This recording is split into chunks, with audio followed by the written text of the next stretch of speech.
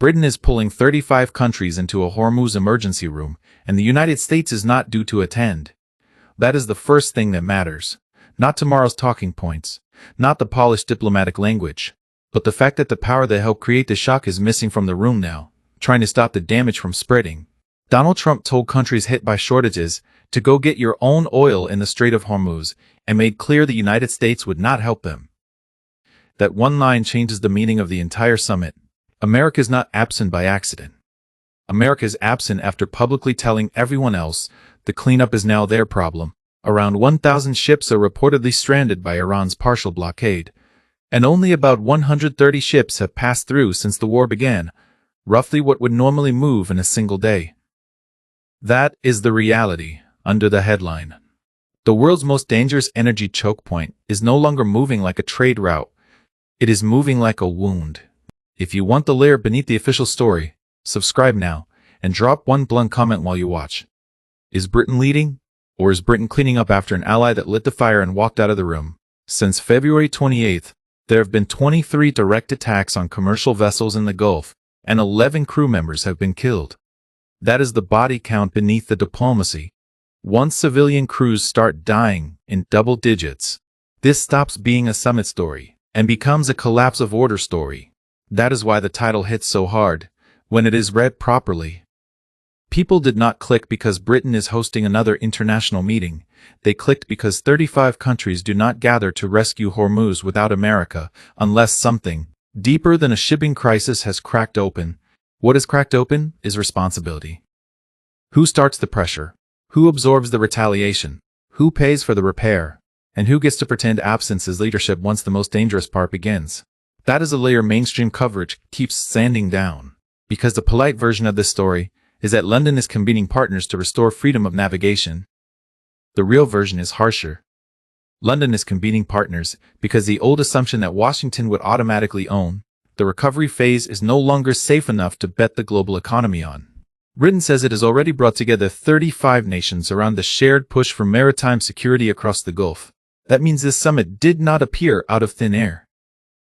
The framework was already being assembled, because officials close to the crisis could see the same thing everyone else is only now starting to feel. This was turning into a coalition problem, not just a battlefield problem.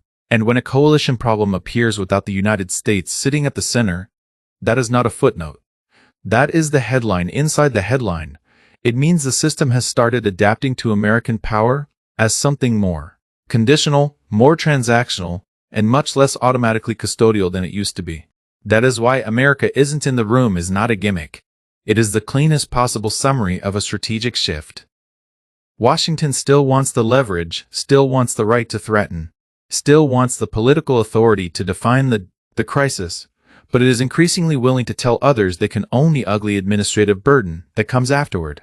France had already approached around 35 countries about a mission to reopen the Strait of Hormuz. Once the war ends, that is the part that should make your stomach drop.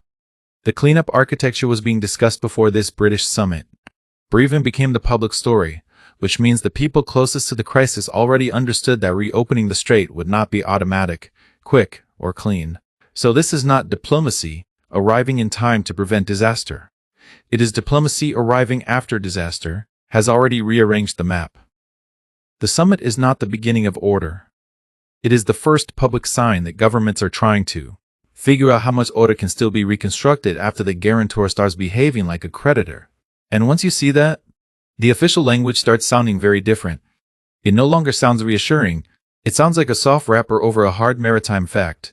The stated objective is to restore freedom of navigation, protect trapped ships and seafarers, and resume the movement of vital commodities. That wording tells you how bad the underlying picture already is. Governments do not talk about trapped ships, seafarers, and vital commodities unless trade has been pushed out of normal time and into crisis time. And crisis time works differently. In crisis time, legal language lags behind risk. Insurance lags behind fear. Public statements lag behind the things captains, crews, and shipping companies already know in their bones. The sea no longer feels governed. It feels conditional. That is where the information war begins. Tehran benefits if the route remains dangerous enough to freeze commerce without needing a neat, total, legally tidy closure. Europe benefits if the route can be framed as a de facto chokehold requiring Collective political legitimacy to reverse. Britain benefits if it can stand in the middle and look like the adult in the room. Washington benefits if it can keep the right to posture without automatically inheriting the cost of repair. But the water does not care which narrative wins. The water only records what ships do. And what ships are doing is the real proof. A joint leader statement condemned recent attacks by Iran on unarmed commercial vessels and described the situation as a de facto closure of the Strait of Hormuz by Iranian forces. That phrase matters because it strips away the fake comfort of technicalities. The corridor may not be sealed with a dramatic gate, but it is already broken enough that governments are treating it as an international emergency. This is where a lot of lazy analysis falls apart. People keep asking whether Iran truly controls Hormuz, as if the whole story turns on a textbook definition of sea power. It does not. In a choke point like this, the ability to impose fear can matter more than the ability to impose perfect control. Iran does not need full naval control to strangle traffic in Hormuz. If it can launch missiles or drones from the coast and create enough risk, that alone can disrupt shipping. That is the brutal elegance of this strategy. You do not have to own the sea if you can make everybody else too scared to use it normally. That point changes everything. Because once risk itself becomes the weapon, the old argument about whether the route is really closed starts sounding almost childish. Commerce does not run on legal purity, it runs on confidence. And confidence has already been shot through. And once confidence is gone, selective passage can actually be more powerful than total shutdown. Total shutdown is crude. Selective passage is psychological. It teaches every ship owner, every crew, and every government that movement is no longer automatic, neutral, or safe passage. Becomes a question of who you are, how you are read, and what danger you seem to invite. One reported example captures the whole degradation in a single image. A Liberian-flagged bulk carrier called Sino-Ocean broadcast China, owner all crew, as its destination signal to transit Hormuz. That is not a quirky maritime footnote. That is survival by identity theater. And it tells you the old rules of open passage are being replaced by fear, signaling, and selective tolerance. That should be the detail that sticks in the viewer's mind long after this video ends. Not because it is exotic, but because it is clarifying. When ships start performing identity to move through a corridor, order has already cracked. The legal architecture may still exist on paper, but the lived architecture of the sea has already shifted into something darker. And that is exactly why America's absence bites so hard here, because a crisis like this does not merely test military strength. It tests whether the dominant power still sees stabilization as part of its identity. Right now, the evidence says Washington increasingly sees stabilization as negotiable, distributable, and somebody else's overdue responsibility. That may sound like smart burden sharing if you say it slowly enough. In practice, it looks more like this. The strongest power helps shape the escalation, then tells the most exposed consumers and allies to prove how badly they really need the route open. That is not alliance comfort. That is strategic humiliation. The most basic warning had to be stated out loud. No attack on innocent seafarers or civilian shipping is ever justified. That sentence only appears when the line protecting civilian mariners is no longer being treated as stable. In other words, the moral floor of this crisis is already lower than governments want to admit in public. And once civilian shipping becomes a proving ground for coercion, every official phrase about freedom of navigation starts carrying a second meaning. It no longer means only the right to pass. It means the struggle to reassert that civilian movement is not supposed to depend on terror, improvisation, and political sorting. That is why the summit matters, even if it produces nothing dramatic on day one. The room itself is already a signal. It says allies know the old automatic script is breaking. It says they know the problem is bigger than one war cycle. And it says they are trying to perform coherence while the underlying hierarchy is wobbling. But the summit is also happening because the economic damage has already moved beyond rhetoric. This is no longer just about flags and strategy.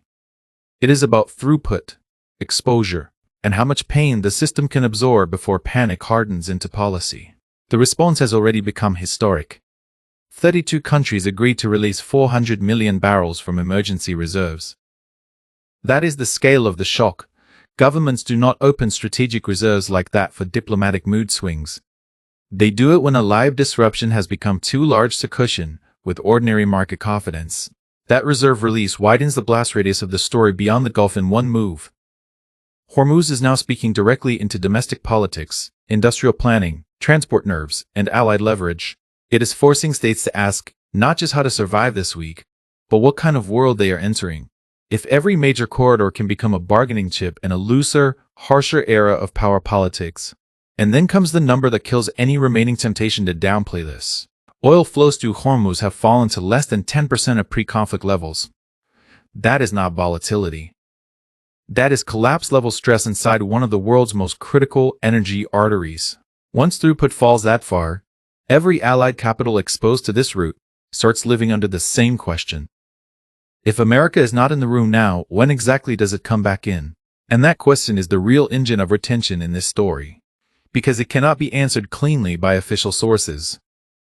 If Washington comes back only when it dictates the terms, then allies are learning a brutal lesson about dependence. If it does not come back at all in a meaningful way, then they are learning an even harder lesson about exposure. That is why Britain's role here is both real and limited at the same time. Real, because convening 35 nations without Washington is itself a strategic act. Limited, because convening is still not the same as guaranteeing. Britain can host the room. It cannot by itself restore the psychological certainty that once came from the assumption of US-backed order. And that leads straight to the final truth buried in the title: America isn't in the room. Not just an observation about attendance, it is a warning about sequence. The missiles, threats, and public grandstanding come first. The slow, humiliating, commercially dangerous work of making the corridor usable again comes later, and increasingly, Washington appears willing to let others own that later phase. If the British-led effort succeeds, then the meaning is severe. It means allies are already learning how to stabilize a shattered choke point while the United States stands partly outside the repair room, still powerful, still loud, but less automatically responsible than before. If it fails, the meaning is just as severe. It means the world now knows the old guarantee is fraying, yet the replacement coalition still does not have the speed, trust, or shared hard power to substitute for it when the bills arrive and the sea turns hostile. Either way, the same conclusion survives. The summit is a rescue attempt, yes, but it is also an admission that fracture has already arrived, because if the old order were still fully intact, this meeting would either look very different or would not need to exist in this form at all. So the title promise comes down to one hard line. Britain is hosting the talks because someone has to. America is not in the room, because it has decided that needing the route is no longer enough to guarantee its protection. And that is the kind of shift the world usually understands only after the damage is already everywhere. Stay here.